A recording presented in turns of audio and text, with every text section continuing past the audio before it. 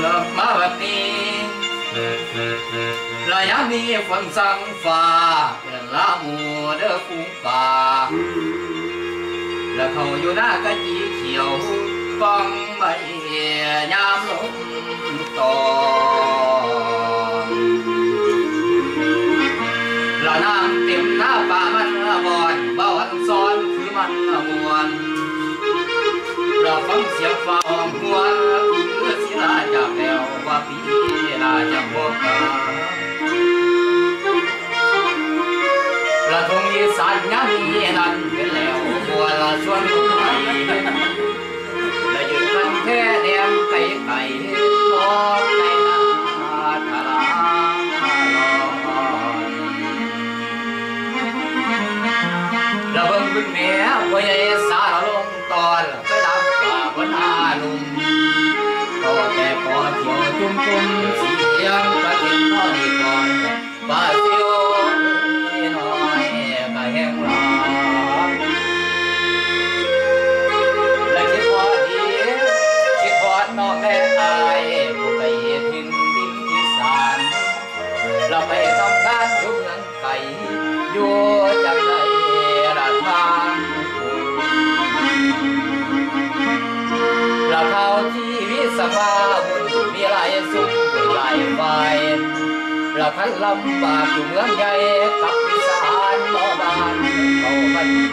เขาใบป่า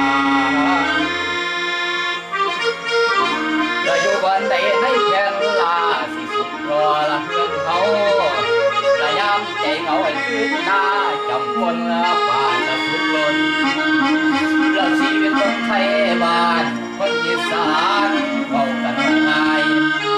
ระยำตาเป็นคอยบายพอเขาเขียวแสงแดดตองเว้ยมองแล้วจะแม่งาม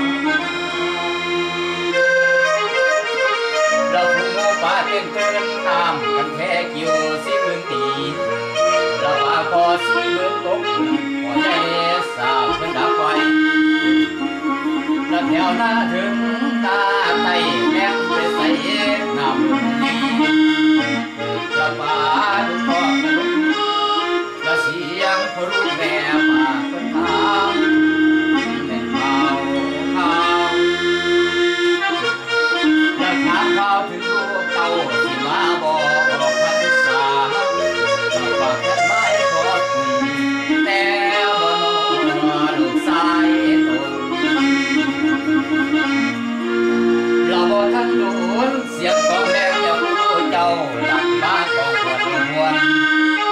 ได้ฟังแล้วสั่งว่ามวนถือคนที่ปอมไว้ฟังแล้วยังสอ